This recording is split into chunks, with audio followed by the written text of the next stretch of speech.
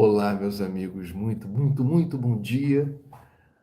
Tá começando um Papo das Nove especial de domingo e o tema escolhido hoje para a gente fazer aqui uma imersão juntos é obsessão, que é um tema muito popular nas casas espíritas, porque envolve questões delicadas a respeito do que para a doutrina espírita significa uma realidade inexorável, que é a morte física não é o ponto final da existência, e quando a gente desencarna, nós nos desdobramos no plano astral, no plano espiritual. E a qualidade de vida que teremos no plano espiritual é condizente com o estoque de conteúdos, de aprendizados, nossa bagagem na área do conhecimento, da sabedoria, da ética, dos valores morais. É isso que cabe na bagagem. Nada que a gente deixe como herança, como legado, num testamento, né? Minha casa, meu carro, minhas roupas, meus cachorros, meus bens, meus investimentos, né? Nada disso pesa a favor do que seja a nossa bagagem espiritual. Bom, então, se somos imortais e quando esgotar o prazo de validade de cada um de nós nesse planeta, o nosso destino será determinado em função exatamente dessas conquistas intelecto-morais. Somos seres em evolução. E cada encarnação significa a possibilidade de avançarmos mais uma casinha no jogo. Ocorre que tanto nesse plano da vida quanto no plano espiritual, nós teremos sempre companhias. Essas companhias podem ser boas para nós ou não. Isso é da vida, é do jogo. Então, quando a gente fala de obsessão, a gente está falando de um capítulo que é muito importante na compreensão dessa realidade espiritual, que interfere no plano material, e que quando a gente tem consciência desse processo, a gente pode se precaver, a gente pode se proteger de situações eventualmente hostis à nossa resiliência psíquica, mental, emocional.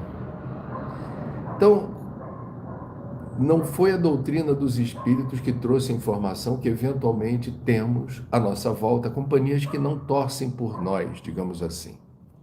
Então, quando a gente vai ver, vamos lá, na história ligada às narrativas evangélicas, quando a gente vai ver na carta aos Hebreus, Paulo dizendo que sim, nos encontramos rodeados de uma grande nuvem de testemunhas.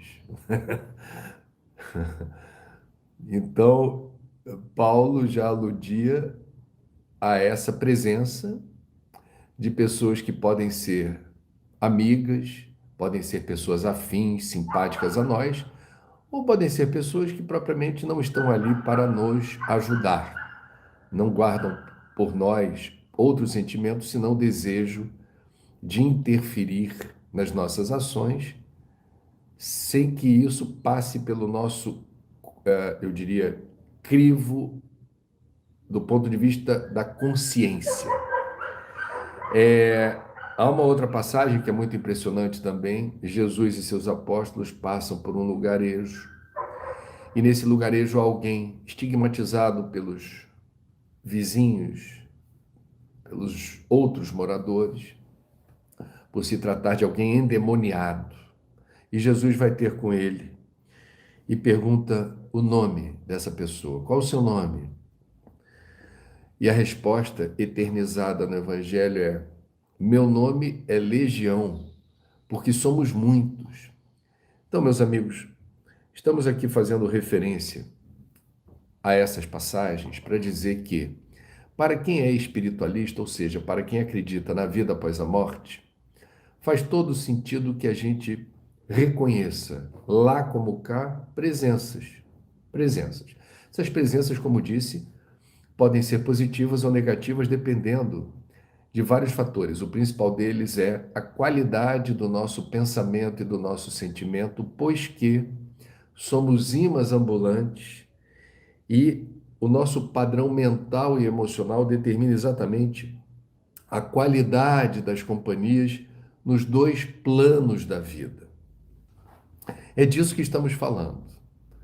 Então é muito importante a gente ter esse cuidado, essa atenção em relação a eventuais companhias que não nos sejam simpáticas ou favoráveis. Deixa eu dar um exemplo de padrão mental que pode ser eventualmente desagradável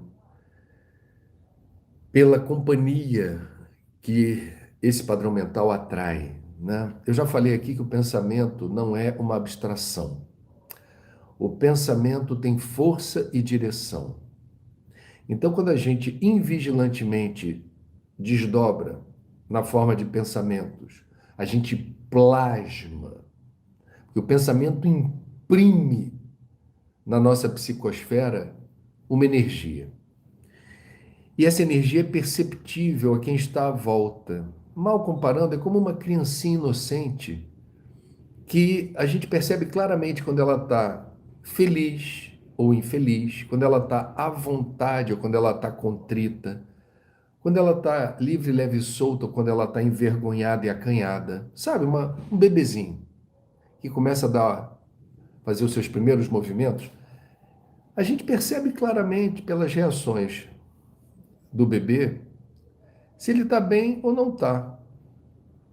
Então, mal comparando, nós, quando pensamos e sentimos, irradiamos à nossa volta uma qualidade energética, nós plasmamos na nossa psicosfera uma informação que claramente fica visível, é sensorial a desencarnados. E nessa condição, isso pode nos favorecer ou nos prejudicar, né? Então, quando a gente hoje, Dia dos Namorados, né, 12 de junho, beijo a todos os namorados e namoradas que estão por aí. Mas temos muita gente que não tem ou não passa por um momento feliz no amor. Tenta acompanhar meu raciocínio para ilustrar aqui uma questão, né? Então a pessoa tá numa fase assim, eventualmente solitária, está se sentindo sozinha, ou está nostálgica assim, em relação a alguém que foi importante na sua vida amorosa. Muito bem. Eventualmente, cada caso é um caso, dependendo das companhias espirituais que esta pessoa no dia de hoje, Dia dos Namorados, tiver, fica perceptível ou a carência, ou a melancolia, ou a tristeza de num dia que é muito fortemente marcado para o comércio, né? Dia dos Namorados é um dia comercial. Mas a pessoa se deixa levar por esse sentimento de, mas eu não estou feliz no amor, ou eu não estou com ninguém, eu não estou com nenhuma parceira, nenhum parceiro. E tá friozinho, não tenho o meu cobertor de orelha. Sabe? A gente é humano. As coisas podem ir por aí. Muito bem. O que eu estou querendo dizer é que esse gênero de sentimento, como qualquer outro, fica plasmado e é visível. Então, a pessoa, por invigilância, dependendo das companhias espirituais que tiver, esse sentimento, que pode não ser muito agradável, confortável, pode ser potencializado.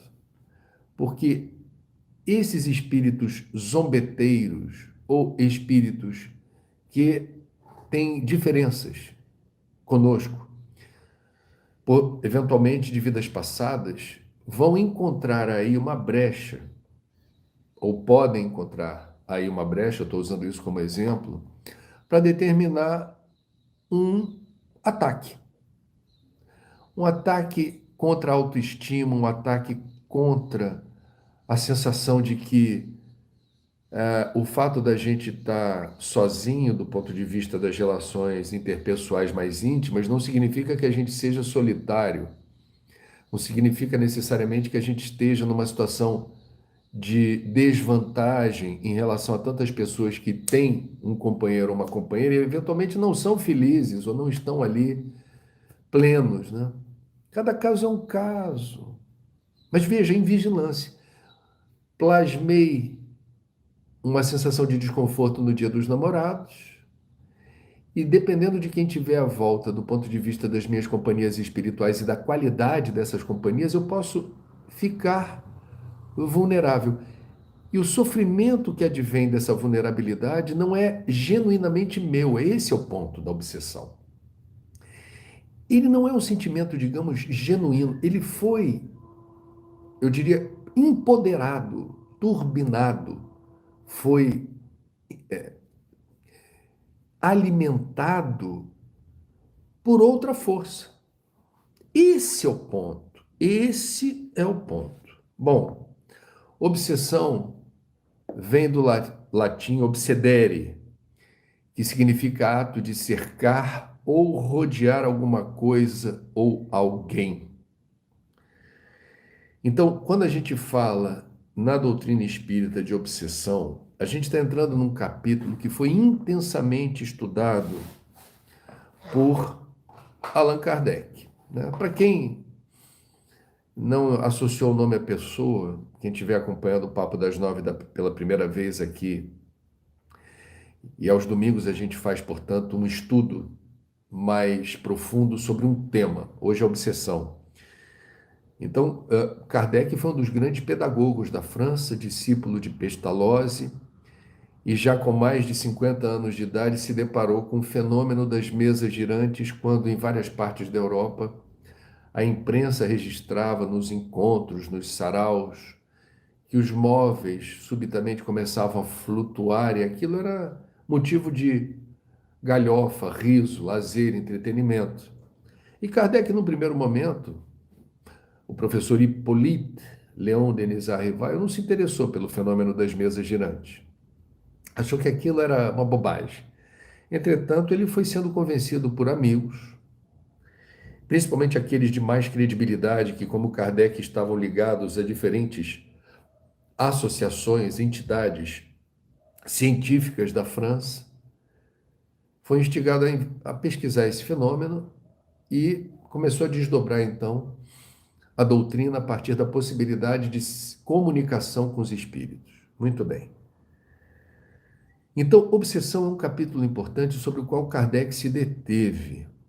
E boa parte dos conteúdos doutrinários da obsessão são encontrados no livro dos Médiuns, que é uma das 5 obras básicas da doutrina dos espíritos. O livro dos Médiuns, ele traz muitas informações sobre obsessão e tem um motivo para isso. Todos nós, sem exceção, temos alguma sensibilidade mediúnica. O que é isso? Mediunidade é a capacidade de você perceber, de alguma maneira, existem várias modalidades de sensibilidade mediúnica e alguns médiuns têm mais de uma ferramenta de percepção da realidade espiritual. Então, todos nós temos alguma capacidade de perceber isso, mais sutil ou mais ostensivo. Os médiuns, assim denominados, os sensitivos, têm isso, eu diria, num alto grau.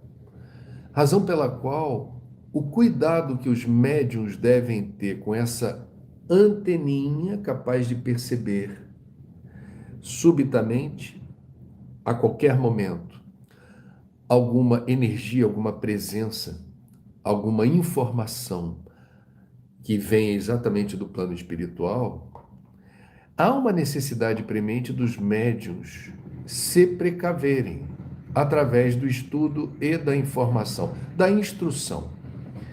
Saberem em que medida, tendo essa capacidade, né, tendo essa ferramenta a seu dispor, protegê-la de eventuais problemas desnecessários causados pela invigilância. Então, no livro dos médiuns, há muitas informações sobre obsessão para proteger os médiuns desse assédio. Esse é o ponto. Agora, não é só os médiuns, os sensitivos em alto grau, que precisam ter essa informação a respeito de como se proteger dos obsessores, porque todos, como disse, temos diferentes níveis de sensibilidade. E a obsessão, ela é uma forma de domínio, de interferência sobre nossas escolhas, sobre o nosso livre-arbítrio. E, invariavelmente, não há outra hipótese, a obsessão tem origem em espíritos imperfeitos, né? Vamos por partes. No Livro dos Médiuns, capítulo 23, a gente vai ver a definição de obsessão nos seguintes termos: a obsessão é a ação persistente ou domínio que alguns espíritos logram adquirir sobre certas pessoas. É praticada pelos espíritos inferiores que procuram dominar. Apresenta características muito diversas, desde a simples influência moral, sem perceptíveis sinais exteriores, até a perturbação completa do organismo e das faculdades mentais. É interessante falar que a obsessão é praticada pelos espíritos inferiores, por quê? Porque Kardec, em outra parte do Livro dos Espíritos, agora eu vou falar do Livro dos Espíritos, questão 459, pergunta a espiritualidade maior: os espíritos influem sobre nossos pensamentos e as nossas ações? Veja que ele está falando dos espíritos, ele não está entrando em qual categoria de espírito. Kardec pergunta assim: quem já desencarnou exerce algum tipo de influência sobre nossos pensamentos e nossas ações? A resposta é a seguinte: nesse sentido, a sua influência é muito maior do que supondes, porque muito frequentemente são eles que vos dirigem. Isso é interessante, porque nós estamos num mundo de provas e expiações, o nosso nível evolutivo ainda carece de muita aprendizagem para a gente dominar as nossas imperfeições e a gente se qualificar espiritualmente. Isso significa evolução ética e moral, e isso por si nos torna menos vulneráveis às ações de espíritos inferiores. A maioria das pessoas nesse planeta ainda é muito carente de evolução.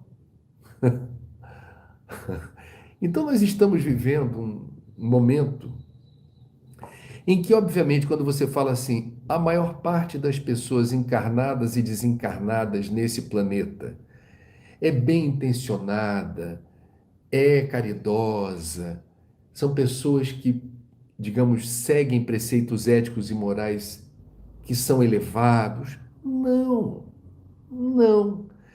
Então, a maioria de nós, leia-se, encarnados e desencarnados, transita numa faixa, ocupa um degrau evolutivo onde a gente ainda tem muitas carências, muitas limitações.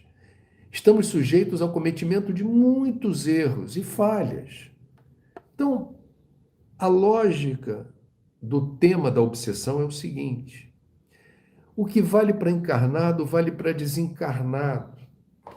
Se a maioria de nós, desculpa a expressão popular, não é flor que se cheire, os cuidados que eu devo ter no plano dos encarnados para não dar mole em relação a aproximações ou procedimentos, compartilhamento de informações com pessoas que eu não confio ainda, com pessoas que não são dignas da minha amizade ou da minha confiança. Eu tenho que ter certas cautelas para não me expor a riscos desnecessários. Não é assim com você? Você não tem aí na tua cabeça agora a clara noção de quem importa na sua vida se aproximar, porque são pessoas que passam coisas boas para você, são pessoas que despertam bons sentimentos, são pessoas que encorajam, apoiam, ajudam, são pessoas que, com às vezes muito pouco, dão sinais de que são confiáveis, são pessoas que são do bem, exalam uma energia positiva. A gente faz essa distinção de outras pessoas que, neste exato momento, não merecem essa confiança, essa abertura. Eu não posso dizer tudo para essa pessoa, eu não posso abrir meu coração para essa pessoa, eu não posso falar de coisas minhas, as minhas particularidades para essa pessoa. Por quê? Porque eu ainda não a conheço o suficiente e, eventualmente, o que eu conheço ainda não despertou em mim a certeza de que ela seja digna do que eu tenho de mais precioso. Vocês percebem o que eu digo? Então, esse cuidado que a gente tem no dia a dia, no plano dos encarnados, deve ser o mesmo em relação aos desencarnados. Então, quando, para os espíritas, a gente define obsessão nesses termos, uma ação persistente ou domínio que alguns espíritos logram adquirir sobre certas pessoas, não todas. A gente vai ver por que certas pessoas ficam vulneráveis a essa ação. E é praticada pelos espíritos inferiores que procuram dominar. É interessante porque os espíritos superiores não têm, em hipótese alguma, um interesse de dominar. É muito comum em casas espíritas, quando se tem uma reunião mediúnica e os espíritos se manifestam e eventualmente se comunicam com seus entes queridos, os entes queridos, por vezes, ficam tanto decepcionados porque quanto mais evoluído é o espírito, mais cuidado ele tem para não interferir na vida dos seus, porque ele descobre ou ele é orientado ou ele já alcançou um nível evolutivo que ele percebe que evolução é mérito pessoal e intransferível. Quem está aqui encarnado ainda não pode ficar recebendo colinha da espiritualidade sobre eu vou para o lado de cá ou lado de lá. Eu escolho esse número ou outro número. Eu, na minha vida, devo realizar esta ou aquela ação ou procedimento. Espírito superior não dá pitaco. Assim como um bom professor não dá cola para o aluno. O aluno ele tem que merecer a nota a partir do seu esforço de compreensão, de estudo, de frequência à aula. Não dá para um professor dar cola para o aluno e dizer assim, eu gosto desse aqui, toma. Não.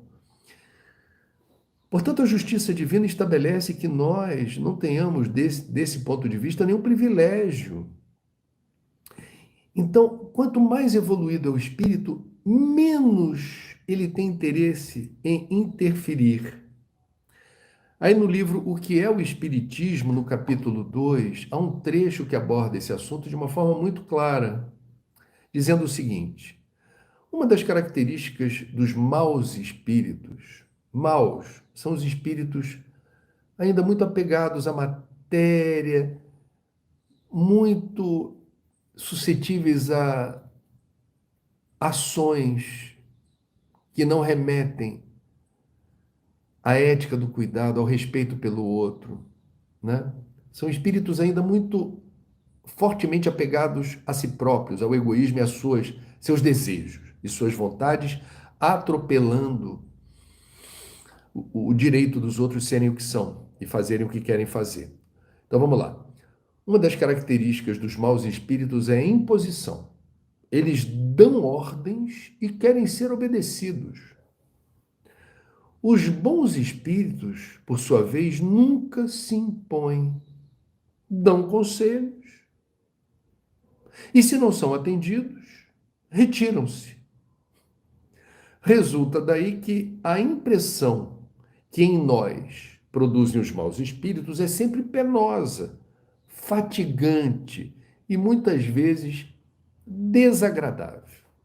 É linda essa postura de respeito dos bons espíritos, dos espíritos evoluídos, porque eles sabem que a gente precisa fazer a nossa parte para evoluir. Eles podem aconselhar, eles podem intuir, eles podem aparecer em desdobramento, em sonho. Eles podem deixar um recado num centro espírita, numa psicografia ou numa psicofonia, eles podem usar a voz do médium para dar um recado. Mas repare, Quanto mais evoluído é o espírito, mais subjetivo ele é. Ele dá indiretas, ele fala assim: persista no caminho do bem. Reconhecemos o seu esforço e daqui torcemos para que você continue fazendo aquilo que estiver ao seu alcance. Quer dizer, os espíritos de luz, eles não interferem. Os espíritos inferiores, eles procuram, sempre que possível, interferir, determinar escolhas e tentar influenciar obstinadamente quem esteja sendo alvo da obsessão. Bom, causas da obsessão, isso aparece no livro O Evangelho segundo o Espiritismo. Do mesmo modo que as doenças resultam das imperfeições físicas, que tornam o corpo acessível às influências perniciosas exteriores, a obsessão é sempre o resultado de uma imperfeição moral, que dá acesso a um espírito mau. Gente, imperfeição moral é um cardápio vastíssimo de possibilidades, tá? Em boa parte dos casos, quando a gente fala de obsessão, a gente está falando de um acerto de contas. Nós somos reencarnacionistas, já tivemos muitas encarnações e o nosso passado invariavelmente traz erros, equívocos, falhas que podem eventualmente ter prejudicado outra pessoa de uma forma muito voraz e consistente. Essa pessoa, ela pode ter um coração bom e ela pode perdoar, ela pode relevar, ela pode, no plano espiritual, entender que não é cabível qualquer desejo de vingança ou retaliação. Então, apesar do nosso erro, sobre o qual deveremos nos submeter a uma reparação, porque não é lei de talião, lei de ação e reação compreende a necessidade do espírito para evoluir, vivenciar eventuais danos causados ao próximo e se beneficiar da energia positiva, das ações amorosas, cuidadosas, solidárias que tenha também dispensado ao próximo. Ação e reação, né? Quer dizer, efeito bumerangue. Quando você faz o bem lhe alcança novamente.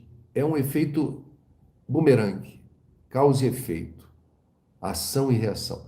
Quando a gente realiza algo negativo, a gente também registra em algum momento essa informação, porque o universo foi programado assim, né? É o software inteligente do universo. É assim que as coisas funcionam. A lei de ação e reação, ou de causa e efeito, é uma lei da física, né? E que o Espiritismo reconhece a amplitude dessa lei da física na jornada evolutiva. As coisas se desdobram no tempo e no espaço nessa orientação, né? Então, quando a gente fala da vulnerabilidade à obsessão, a gente está falando de uma consciência culpada, a gente está falando de alguém que no seu íntimo, ela pode não ter nessa encarnação a memória de vidas passadas, eu não tenho, né? Mas eu tenho a convicção de que eu trago dentro de mim esses registros, esses arquivos. E mesmo sem ter a consciência de danos que eventualmente eu possa ter causado a alguém no passado, isso pode, não é um determinismo, cada caso é um caso. Isso pode determinar uma fragilidade, uma lacuna, né? Joana de Ângeles, na série histórica psicografada por Divaldo Pereira Franco, diz que as matrizes da depressão jazem esculpidas no passado delituoso, né? Marcelo Ribeiro, também pela psicografia de Divaldo, tem outra mensagem que é muito forte, que diz o seguinte: não somos outros espíritos, Somos os algozes do passado travestidos de vítimas do presente. Então, para os espíritas que são reencarnacionistas, os dissabores, os desprazeres, certos problemas, não todos, que nós enfrentamos, guardariam relação direta com esse efeito bumerangue, a lei de causa e efeito. Alguns espíritos, eventualmente prejudicados por nós no passado, se julgam no direito de se vingar. A providência divina permite que isso aconteça pela mesma razão com que se desdobra a lei de causa e efeito. São inúmeras histórias na literatura espírita mostrando exatamente situações que envolvem essa perseguição imposta por alguns espíritos que se sentem no direito de vingar aquilo que aconteceu e que o agente da dor encontra-se hoje encarnado no sentido de retaliar. Ainda falando do médium Divaldo Pereira Franco, uma história que lhe aconteceu, ele, na Mansão do Caminho, acolhia. A Mansão do Caminho nasce da necessidade de acolher crianças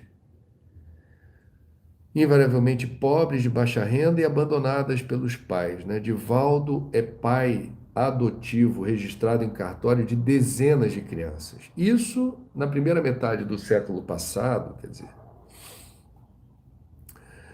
é um problema grave em boa parte do Brasil, continua sendo. Então, Divaldo teve a clara percepção, isso é narrado em palestras dele e na biografia escrita por uma colega jornalista, a Lande.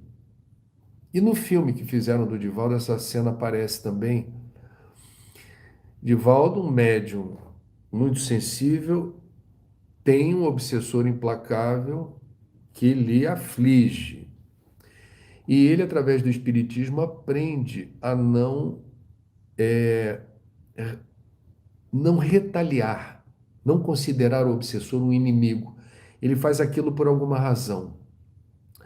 E a estratégia não deve ser a do contra-ataque, a estratégia é outra, que a gente vai comentar daqui a pouco. Muito bem. Divaldo descobre, e são anos de perseguição, anos. E Divaldo, realizando seu trabalho, e portanto, através do trabalho na área da caridade, de alguma maneira consegue atenuar os efeitos tóxicos dessa perseguição. Mas ela continua acontecendo. Há uma razão para isso.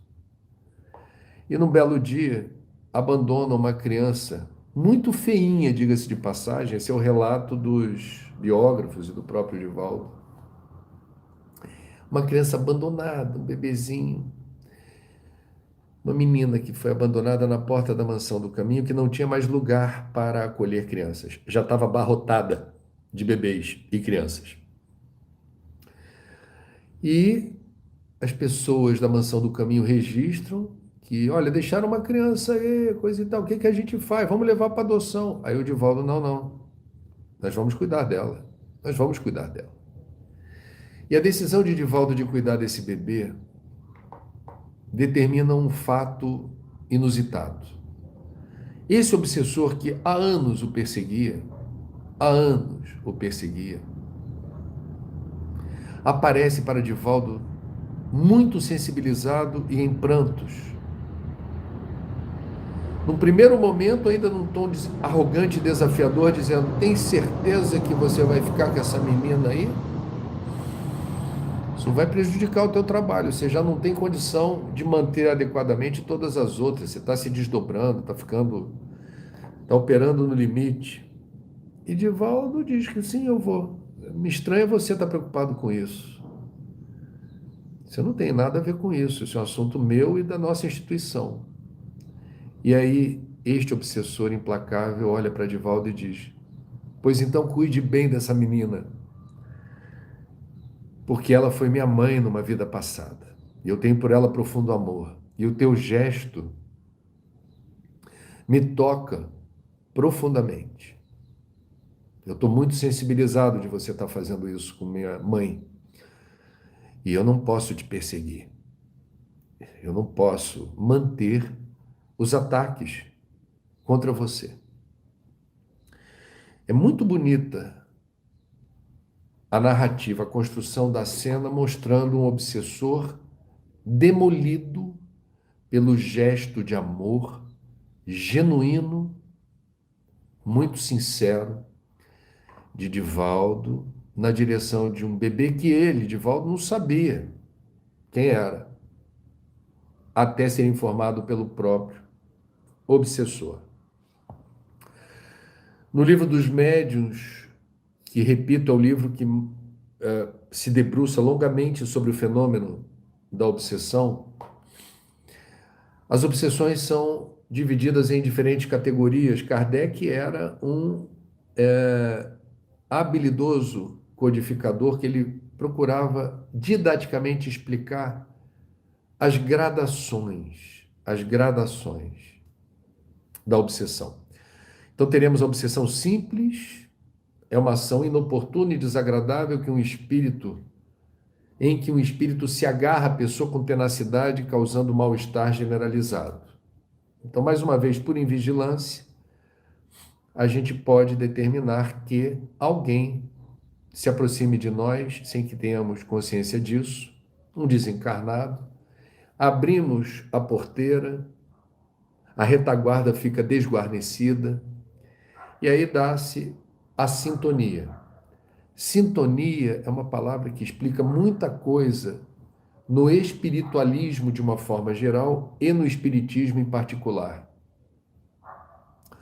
Então, obsessão simples. Estamos lá, abertos a isso.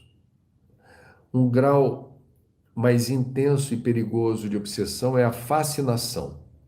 É uma ilusão produzida diretamente na mente do obsidiado, que passa a ter uma ideia fixa, imagens hipnotizantes, mágoas gratuitas que são reforçadas pelo obsessor, fantasias que surgem a partir da ação do obsessor. O obsessor coloca isso na tela mental da criatura. Sabe aquela história, gente? Isso é muito comum, acontece comigo. De vez em quando eu estou de boa, estou assim num momento tranquilo, estou com a mente, eu diria, em relativo equilíbrio, né? Aí, de repente, do nada, surge uma angústia, né? Assim, uma preocupação aparentemente gratuita, do nada. Ai, minha filha vai hoje fazer uma viagem e está chovendo muito e eu não sei se pode acontecer o pior. Sabe essas coisas? Você começa a fazer especulações sobre um futuro que a gente não tem o controle. Então, os obsessores são muito hábeis assim em plantar sementes de angústia. Você não está com aquela preocupação, ela não é genuína, ela não é sua, mas ela, em certa medida, é reforçada pela ação de obsessores, né? E o pensamento invigilante, quando está com essa retaguarda aberta, você fica vulnerável exatamente a essa projeção de imagens, sentimentos, que na verdade não brotaram do teu coração, mas seu coração acolheu. A última gradação aqui, que é a mais grave de todas, é subjugação. Subjugação é uma constrição moral e física que paralisa a vontade do que a sofre, de quem a sofre, e o faz agir a seu malgrado. É um nível extremo de fidelidade, vamos colocar assim, a uma inteligência do plano espiritual.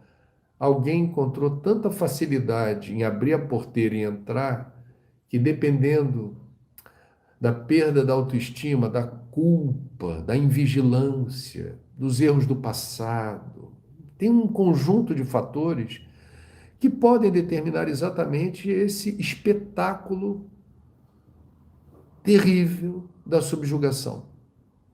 Inclusive em relação a certos comandos do corpo, a pessoa abdica de ter o poder sobre si própria. ela é cúmplice da subjugação. Nenhuma obsessão ocorre, eu diria, à revelia de alguma participação de nós. Nós temos o livre-arbítrio e temos as condições de lidar com o eventual assédio de forma diferente. Nós podemos fazer muita coisa diferente. E é sobre isso que eu vou falar agora. Como é que a gente lida com essa situação em relação a eventuais ataques, né? Eventuais assédios, eventuais sugestões que têm origem no plano espiritual por quem não nos quer bem, né? Eu acho que o primeiro cuidado vem de uma recomendação de Jesus, eternizada nos evangelhos: vigiai e orai. É interessante isso, porque Jesus não pede que a gente, nesse trecho do evangelho, vigie os outros. Não é para você ficar prestando atenção nos outros.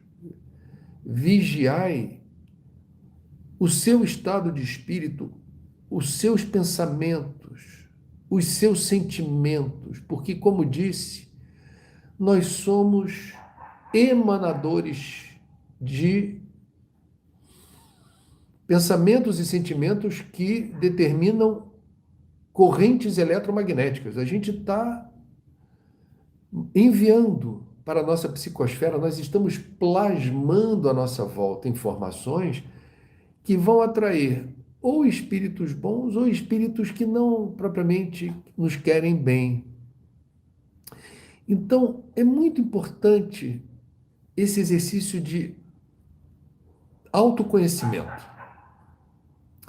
Eu vou dizer para vocês, a partir do estudo do Espiritismo, eu fiquei mais atento para perceber quando eu me sinto angustiado, e todos nos sentimos. O que é angústia? Angústia é você sofrer antecipadamente. Tem algo que ainda não aconteceu, mas você já está fantasiando, já está projetando, já está especulando. Isso daí vai acontecer. Se acontecer, como é que eu faço? E se acontecer? E se acontecer aquilo? E se não sei o quê? Você começa a ficar numa vibe que é eventualmente insuportável, porque você não está vivendo o momento presente, você já está plasmando um futuro que não aconteceu e não necessariamente acontecerá. Então, tenta perceber onde eu quero chegar. Isso pode ter origem numa sugestão que você, por invigilância, acolheu. E você mesmo tratou de botar fermento naquele pensamento invigilante. E aquilo ganha vida própria. Sabe aquela história da bola de neve? O camarada joga uma bolinha de neve desse tamanho do alto da montanha. Agora, se no final da montanha ela chegou gigante, a culpa não é de quem jogou lá em cima, só. A montanha tratou de emprestar peso, velocidade à bola de neve. Então, o autoconhecimento é a palavra-chave embutida na mensagem evangélica do Cristo do vigiai e orai. Vigiai, aprenda a reconhecer o seu padrão mental, a qualidade do seu sentimento. Tenha o seu momento, uma DR com você todo dia. Isso pode se dar pela meditação, resetando os pensamentos que estão lá acumulados e mal resolvidos, fazendo essa faxina mental, né? Que a meditação propicia, é um bom caminho.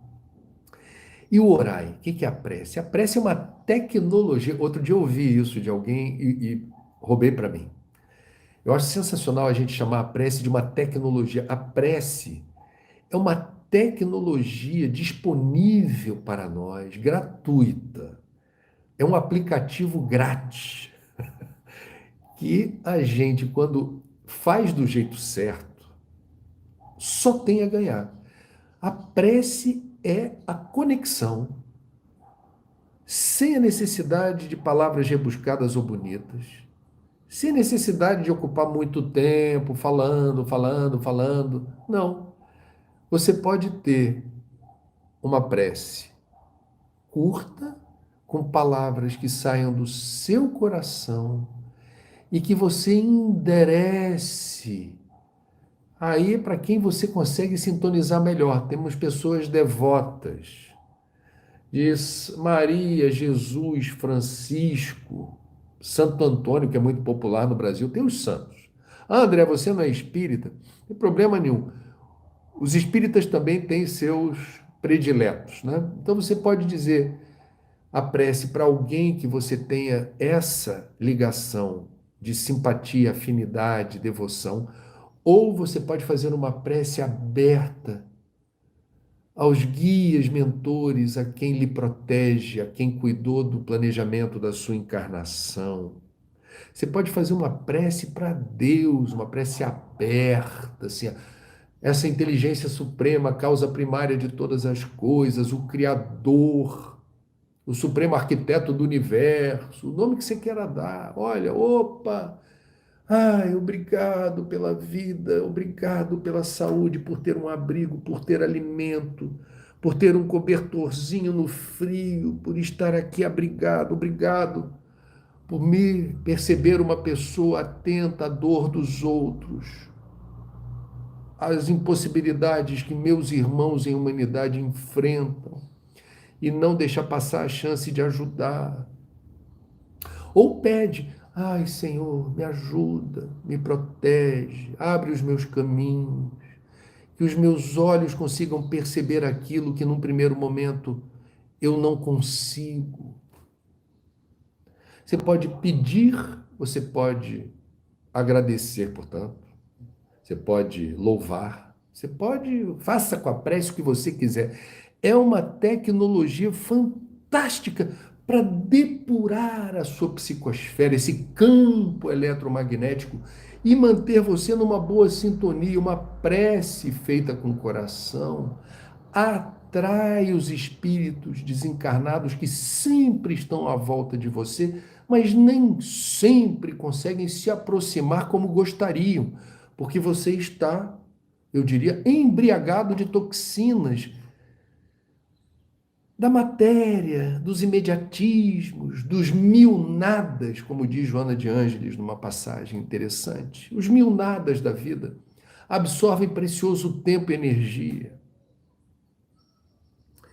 Então, meus amigos, a prece é uma boa. Outra forma da gente lidar com obsessão. Em se percebendo ou tendo essa informação a partir de um trabalho espiritual, numa instituição espírita, por exemplo, que reconhece a presença de obsessores no seu ambiente, quem esteja querendo lhe prejudicar, não fique apavorado, não fique com medo. Tente entender a importância de você orar por essas pessoas. Primeiro, porque elas estão se prejudicando, perseguindo você. Elas não ganham nada com isso, rigorosamente nada. Sejam elas bem-sucedidas na empreitada de te prejudicar ou não, elas não ganham nada, elas estão se prejudicando. E elas, eventualmente, cada caso é um caso, estão querendo justiça numa visão muito superficial delas. Reparar o erro que você cometeu e lhes prejudicou a esses obsessores. Então, quando a gente pede de coração perdão, quando a gente diz, olha, eu não tenho lembrança, memória do que eu fiz, eu não tenho a menor noção de como eventualmente eu lhe prejudiquei, mas eu peço a Deus que você possa me perdoar e que eu possa, pela lei de causa e efeito, no momento oportuno, reparar o meu erro. Eu hoje não tenho nada contra você. E eu rezo para que você consiga descobrir o seu caminho de luz, que obviamente está apartado do desejo de vingança. Você não encontrará paz, felicidade, seu coração não será saciado, consumindo qualquer vingança contra mim ou quem quer que seja. Eu desejo a você que encontre o seu caminho e que você seja feliz nesse caminho. Faça isso com o coração aberto todo dia, que você possa, lenta e progressivamente, com sinceridade de propósito, amolecer um coração empedernido que está intoxicado pelo desejo eventual de vingança. Orar e vigiar, pedir pelo obsessor, e trabalhar no bem. Quer dizer, a caridade, quando os espíritas dizem assim, fora da caridade não há salvação. O que que isso significa? Para nós espíritas, caridade não é esmola. Caridade é a capacidade da gente renunciar ao egoísmo e se desdobrar na direção do outro, seja o outro quem for. Ama ao próximo como a ti mesmo e a Deus sobre todas as coisas é a síntese do cristianismo. Quando a gente fala ama ao próximo como a ti mesmo, a gente não está falando para você amar um desconhecido como você ama o seu filho ou a sua mãe. A palavra amor ela tem uma amplitude de significados que a gente não consegue aqui ter a melhor compreensão desse amor. Esse amor que Jesus reporta é a vitória sobre o egoísmo, o esquecimento de si mesmo e a capacidade da gente exercitar e praticar o amor doação, o amor renúncia. Esse amor que alcança quem está à volta, porque é a expressão da centelha divina que está dentro de nós. Ser aliado de Deus. Ah, aliado de Deus, André, é a gente perceber que o universo vibra na direção do amor. Esse fluxo contínuo que determina a jornada evolutiva aponta na direção da luz, e a luz é o amor absoluto. A luz expressa a ausência de imperfeições. É aí que a gente vai reconhecer o território da felicidade absoluta, da paz absoluta, da alegria absoluta. Nós não sabemos o que é isso. A gente nunca sentiu isso. Mas a gente hoje ocupa, a gente transita num momento da nossa jornada evolutiva, nós estamos estagiando num degrau dessa escadaria evolutiva, em que essa percepção fica mais aclarada. A gente, mesmo não sabendo o que é uma felicidade plena, a gente já tem ali, digamos, os rudimentos desse sentimento, a gente tem frações de felicidade que nos dão uma pálida ideia do que seja essa felicidade absoluta. E ela só é possível quando a gente desarma o espírito, quando a gente não empodera o egoísmo nas suas múltiplas manifestações. O egoísmo é a mãe de todas as imperfeições, é o pai, né? O egoísmo é o pai de todas as imperfeições. O orgulho, a vaidade, a inveja, a cobiça, a ganância, a gula, a sexolatria, tudo. Quando você para pensar em todas as imperfeições, você vai ver que todas elas, em certa medida, convergem na direção da prioridade de si mesmo. Eu primeiro, eu acima de tudo, minha vontade, meu desejo. Né? Então a gente fica cego, a gente perde o sentido da visão espiritual, do gigantesco equívoco que é a gente se priorizar nesse nível, tornando tudo o mais absolutamente desimportante. E este é o caminho da ruína, este é o caminho da infelicidade, esse é o caminho da exacerbação do infortúnio. Né? Então, voltando ao tema desse Papo das 9 especial de domingo, quando a gente fala de obsessão, não há nada mais desconcertante para quem o persegue do que perceber o seu esforço genuíno e legítimo na busca pela superação de si mesmo, aquilo que os espíritas chamam de reforma íntima. Eu estou em construção, eu estou me lapidando, eu estou me cuidando para ser alguém diferente. Ué, diferente como?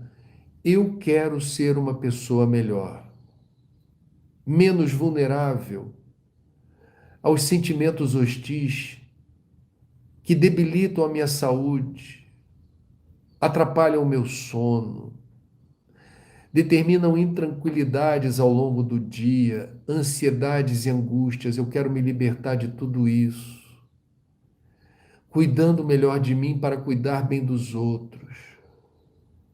Então, quando a gente faz o dever de casa, no sentido de promover em nós esse upgrade existencial, tudo que está à volta é diretamente impactado pela ação da tua vontade, é diretamente influenciado pelas coisas que você, de forma resoluta, escolheu fazer e realizar. É claro que para isso acontecer, não há problema nenhum em você buscar ajuda psicológica, em você frequentar uma denominação religiosa qualquer, não precisa ser espírita. Você se sente bem na sua igreja, no seu templo, ouvindo o padre, o pastor, o pai de santo, a mãe de santo, o rabino, né? Ou, em outras tradições, um xamã. Você se sente bem, é algo que te conforta, é algo que te dá uma sensação de plenitude. Siga esse caminho, não abdique dele, cuide bem dessa rotina que te faz bem. Nada é mais poderoso do que a ação da vontade. Esse é o instrumento mais poderoso que existe, a vontade. Quando você deseja para si essa condição de plenitude, que é uma conquista lenta e gradual, mas ela precisa ter um ponto de partida. Uma maratona, 40 quilômetros, ela não se resolve de outra forma senão passo a passo. Cada passada de um maratonista explica a prova. Então, que a gente não deixe nunca de prestar muita atenção na qualidade do pensamento, na qualidade do sentimento, na necessidade da prece, da meditação e principalmente do trabalho edificante. Não é um trabalho que precise ser apenas de ordem física, pode ser um trabalho intelectual, pode ser um trabalho de divulgação de mensagens, pode ser um trabalho de assistência presencial ou à distância de quem está em sofrimento.